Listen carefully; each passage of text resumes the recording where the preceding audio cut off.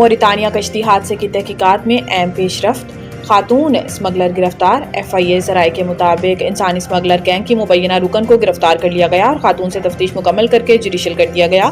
ذرائع نے بتایا ہے کہ ملزمہ نے تفتیش کے دوران اپنے اور بیٹوں کے انسانی اسمگلنگ میں ملوث ہونے کا اعتراف کیا۔ ملزمہ اپنے 3 بیٹوں کے ساتھ لوگوں کو بیرون ممالک بھیجنے کا کام کرتی تھی، جبکہ ملزمہ کا بیٹا خاور 10 افراد کو لے کر کیریئر کے طور پر سینیگال گیا۔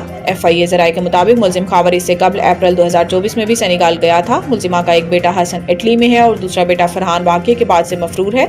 ملزمہ کو ایک روز قبل گجرات کے نواحی گاؤں جھوڑا سے گرفتار کیا گیا۔ ملزمہ کے موبائل اور بینک اکاؤنٹ تفصیلات بھی حاصل کر لی گئی ہیں۔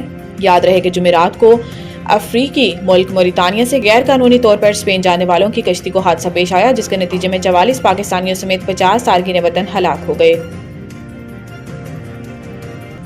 ریکارڈنگ منصوبے کی راہ میں حائل ایک اور رکاوٹ ختم، جلد سعودی عرب سے معاہدے کا امکان۔ ایک اور متعلقہ پیش رفت میں ریکارڈنگ منصوبے کو نظر ثانی شدہ قیمت کا تخمینہ مکمل کر لیا گیا اور دونوں فریق منصوبوں کی باریکیوں کو حتمی شکل دینے کے مرحلے میں ہے۔ سعودی عرب پہلے مرحلے میں ریکارڈنگ منصوبے میں 10% حصص حاصل کرے گا اور مستقبل میں اپنے حصص بڑھا سکتا ہے۔ ریکارڈنگ کی تکمیل کی راہ میں ایک بڑی رکاوٹ کو خوش اسلوبی سے حل کیا گیا، کیونکہ سعودی عرب مشینری کی خریداری کے لیے غیر ملکی زر مبادلہ کے استعمال کے لیے پاکستان سے باہر بینک اکاؤنٹ رکھنا چاہتا ہے۔ ممکنہ معاہدے کے حوالے سے جاری مذاکرات سے واقف ایک اعلیٰ اہلکار نے بتایا ہے کہ اب دونوں فریقین نے اس بات پر اتفاق کیا ہے کہ غیر ملکی زر مبادلہ پاکستان میں لایا جائے گا اور اس سلسلے میں ایک وسیع معاہدہ طے پائے گا۔ ریکارڈنگ مائننگ کمپنی RMDC کو بلوچستان کے لیے لیویز کی بھرتی اور ادائیگی کے طریقہ کار کی ذمہ داری دی گئی ہے۔ IMF نے پاکستان کی معاشی شرح نمو کا ہدف 3.2 سے کم کر کے 3% کر دیا۔ IMF نے ورلڈ اکنامک آؤٹ لک جاری کر دیا، جس میں عالمی مالیاتی فنڈ نے رواں مالی سال کے لیے پاکستان کے معاشی شرح نمو کے تخمینے پر نظر ثانی کرتے ہوئے اسے 3.2% سے کم کر کے 3% کر دیا۔ IMF نے رواں مالی سال پاکستان کی معاشی شرح نمو کا ہدف حاصل نہ ہونے کا تخمینہ لگایا، تاہم گزشتہ سال کے مقابلے میں معاشی شرح نمو میں اضافے کی پیشگوئی بھی کی گئی ہے۔ IMF نے آئندہ مالی سال معاشی شرح نمو 4% رہنے کی پیشگوئی کی، جبکہ گزشتہ مالی سال معاشی شرح نمو 2.5% تھی۔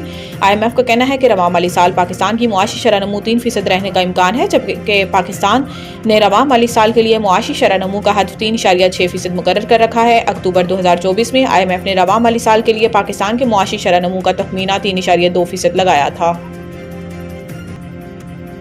گیس کی خریداری اور فروخت میں سوئی گیس کمپنیوں کا اجارہ داری ختم۔ پیٹرولیم ڈویژن نے اس کے نفاذ کے فریم ورک کے اعلامیہ جاری کر دیا، جس کے مطابق تھرڈ پارٹی نجی شعبہ کو گیس کی فروخت کی اجازت دے دی گئی ہے اور ایکنگ نے اس کی ایک حد کی توسیع کر دی ہے کہ 100 ملین مکعب فٹ گیس پرائیویٹ کمپنیاں ایک سال میں فروخت کر سکیں گی۔ اس پالیسی کے تحت تلاش و پیداوار کمپنیوں کی ترمیم شدہ پالیسی کا سالانہ بنیادوں پر جائزہ لیا جائے گا، تاکہ اس شعبے میں $5 ارب کی سرمایہ کاری کا راستہ ہموار کیا جا سکے۔